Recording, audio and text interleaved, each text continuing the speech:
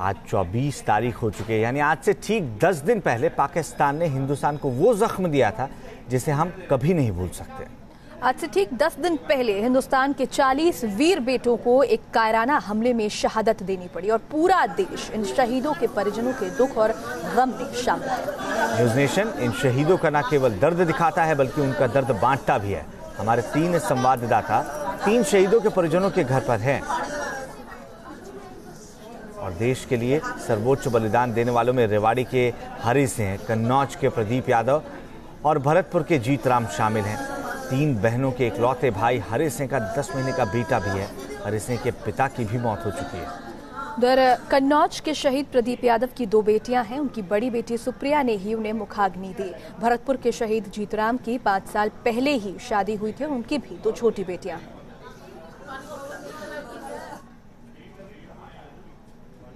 हरियाणा के लाल हरि सिंह की बात करते हैं, जिन्होंने पुलवामा में अपना सर्वोच्च बलिदान दिया और शहादत के 10 दिन अब बीत चुके हैं। लेकिन परिवार में अब भी गम का माहौल है और परिजन गुस्से में भी हैं। 10 महीने के बच्चे के सिर से पिता का साया उठा तो पत्नी राधा सिंह का सुहाग उजड़ गया। बावजूद उसके परिवार के हौसले बुलंद हैं। शहीद हरि सिंह की वीरांगना राधा ने अपने इकलौते बेटे को भी सेना में भेजने की हुंकार भरी है। शहीद हरि सिंह 3 बहनों के इकलौते भाई थे और भाई की शहादत के बावजूद उन्होंने हिम्मत नहीं हारी है। आंखों में आंसू हैं, लेकिन वो अपने जाबाज भाई के हौसले को सलाम कर रही हैं।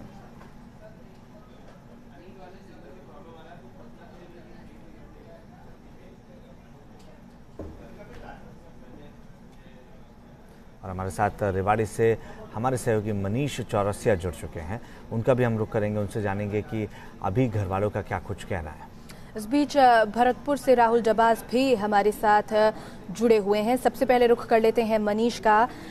मनीष, 10 दिन बीत चुके हैं पुलवामा हमले को। हरि सिंह पुलवामा में जो जवान शहीद हुए थे, उनकी शहादत का बदला लेते लेते अपनी जान उन्होंने गंवाई, अपनी शहादत दी। क्या कुछ कहना है परिवार का, क्या कुछ मांगे हैं और इस वक्त क्या कुछ माहौल वहां?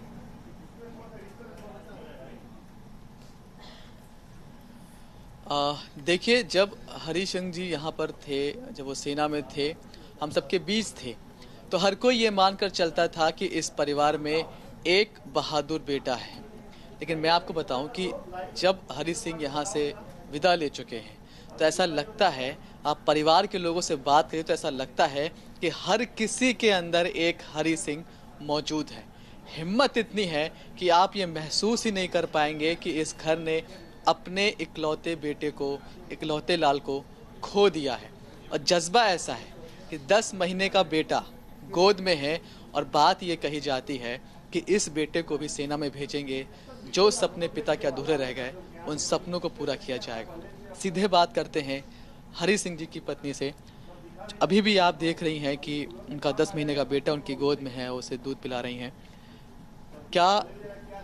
अभी क्या चल रहा है आपके मन में, क्या एहसास है, किस तरह से तैयारी आगे, क्या किसी बात की चिंता होती है, या फिर जो गर्व आपको देख कर गए आपके पति, उस गर्व के साथ आप आगे बढ़ना चाहती हैं? गर्व तो है, उन पर हमेशा रहेगा, क्योंकि देश के लिए शहीद होना कोई छोटी बात नहीं है। उनके जो सपने अधूरे रह गए वो हम सब मिलके पूरे करेंगे।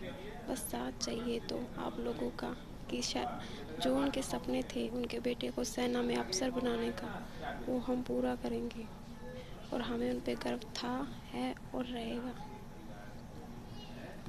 किस तरह की बातें वो करते थे अपने बेटे को लेकर? क्या कहते थे कि इसे कहाँ पढ़ाएंगे, क्या आगे बनाएंगे?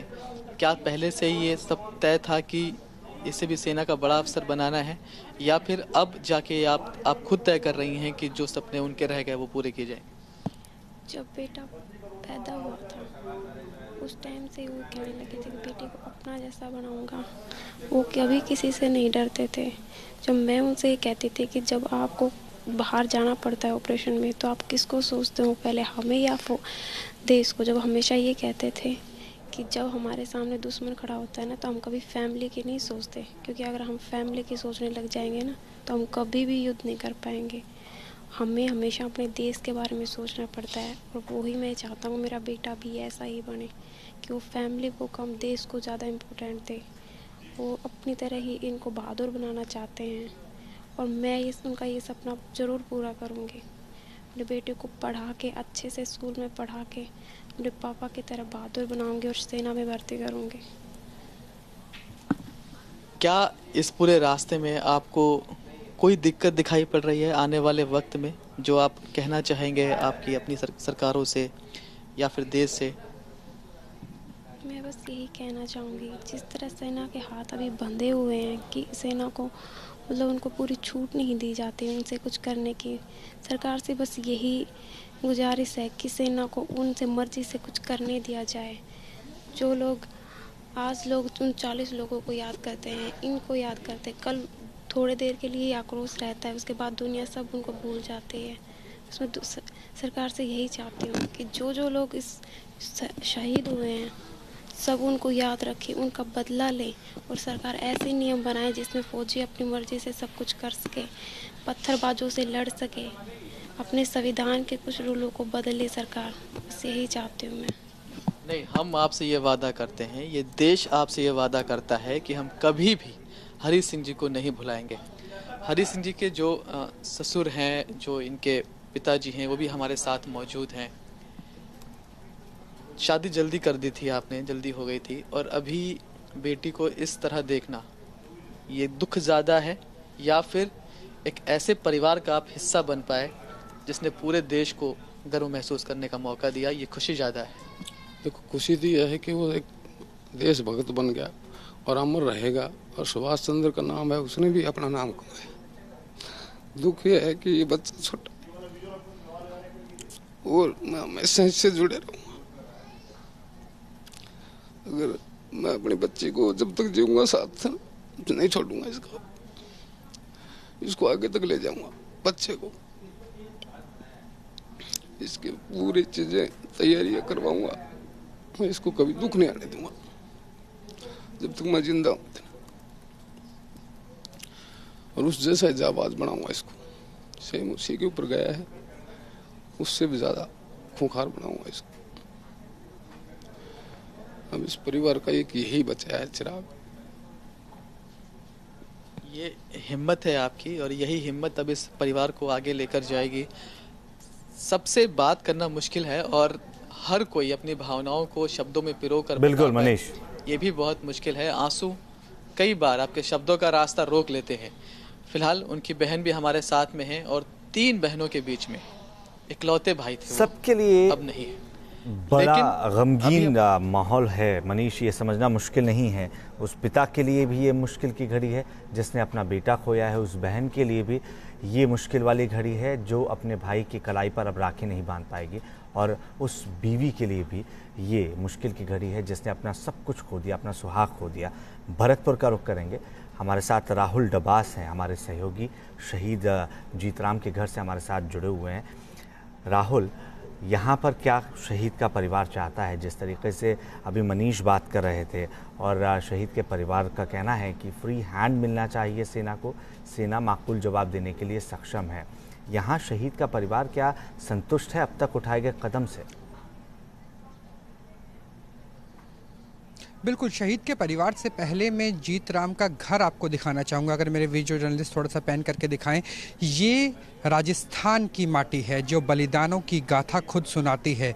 यहाँ पर महाराणा प्रताप हुए जो घास की रोटी खाकर लड़े थे, और आप देख सकते हैं कि पक्के घर नहीं हैं, सर पे छत नहीं है। ये जीतराम का घर है, शहीद जीतराम का घर है, जो 130 करोड़ हिंदुस्तानियों के लिए मादरे वतन पे अपना सब कुछ सर्वोच्च अर्पण कर देता है।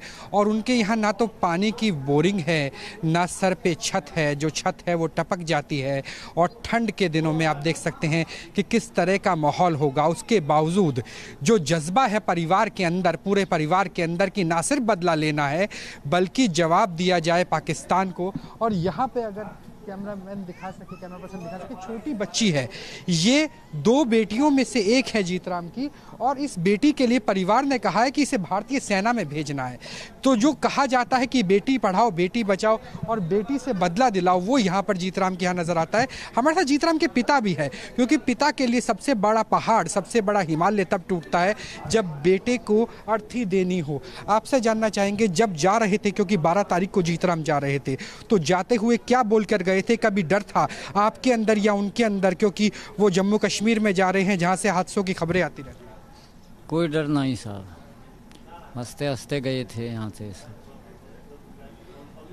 क्या कहा था जाते वक्त? जाते वक्त यही कह रहा था, मैं वापस छुट्टी पे आऊँगा जब तुम्हारी व्यवस्था बनाऊँगा, मकान बनाऊँगा, बोरिंग भी लगवाऊँगा, ये उसके मतलब सोच थे। बिल्कुल। और मतलब ये भाई के बारे में बहुत से ऐसे काम थे परिवार के जो वो पूरा करना चाहते थे शहादत से पहले, लेकिन वो पूरे नहीं हो पाए क्योंकि भारत माँ को ज़्यादा ज़रूरत थी अपने लाल की। हाँ जी, छुट्टी पूरी है कि वहाँ जाना जरूरी है उसको। विक्रम हमारे साथ है। विक्रम छोटे भाई है और ये भी सेना में शरीक होना चाहते हैं, अपने भाई का बदला लेना चाहते हैं। विक्रम, क्या आप सेना में जाना चाहते हैं और क्या जज्बात है आपके हिंदुस्तान को लेकर और बदले को लेकर अपने भाई? हाँ, मैं भी सेना में जाना चाहता हूँ। मेरे भाई जो शहीद हुए हैं उसका बदला लेने के लिए मैं भी सेना में जाना चाहता हूँ। तो जब भाई आते होंगे सरहद से लौट के, कश्मीर से लौट के, तो कहानी सुनाते होंगे कि हमारी पैरामिलिट्री में ये हुआ, सीआरपीएफ में ये हुआ। क्या बात करते थे वो और कैसे देशभक्ति की बातें उनकी कहानियों से निकल के आती थी? वो बताते थे अपने देश के बारे में कि हम अपने देश की रक्षा के लिए वहाँ पर सभी मुश्किलों से जूझते हैं, अपनी मातृभूमि की रक्षा करते हैं, ये सब और बातें बताते थे वो, कई बातें। जीतराम की माताजी भी हमारे साथ बात करने के लिए, हम उनसे भी बात करना चाहेंगे क्योंकि जब माँ अपना लाल खोती है और एक दूसरी माँ के लिए, भारत माँ के लिए, तो कैसा गुजरता है। आपसे जानना चाहेंगे कि अगर अपने बेटे की बात करें तो अब आप भी अब कहते हैं कि मैं चाहती हूँ कि मेरी दोनों पोतियाँ भी सेना में जाएं। मैं आप ऐसे चाहती हूँ, मेरी दोनों पोतियाँ वो सेना में जानी चाहती हैं। वो भेजो, मैंने छोटे बेटे को भी सेना वाई को बल दो लेना चाहूंगी, मैं यह भेजना चाह रही हूँ। तो आमतौर पे माना जाता है कि सेना में आदमी जाते हैं लेकिन अपनी पोतियों को भी भेजने को आप तैयार हैं? जी। सेना में आदमी जाते हैं तो अपनी पोतियों को भेजने को तैयार। बिल्कुल राहुल, पूरा परिवार जो है वो यही चाहता है कि जो बेटियां हैं शहीद की और जो उनके छोटे भाई हैं वो भी सेना में जाएं और शहादत का बदला लें और दुश्मन को धूल चटाएं। इस बीच पटना से हमारे सहयोगी रजनीश भी हमारे साथ जुड़े हुए हैं। वो शहीद संजय सिन्हा के घर पर इस वक्त मौजूद हैं। रजनीश, यहाँ पर क्या कुछ तस्वीरें हैं, परिवार वाले अब क्या कह रहे हैं? तमाम जो मांगे वो लगातार उठा रहे थे और जो मांग सरकार से थी और सरकार की तरफ से जो एक्शन लिए जा रहे हैं उस पर इनका क्या कहना है?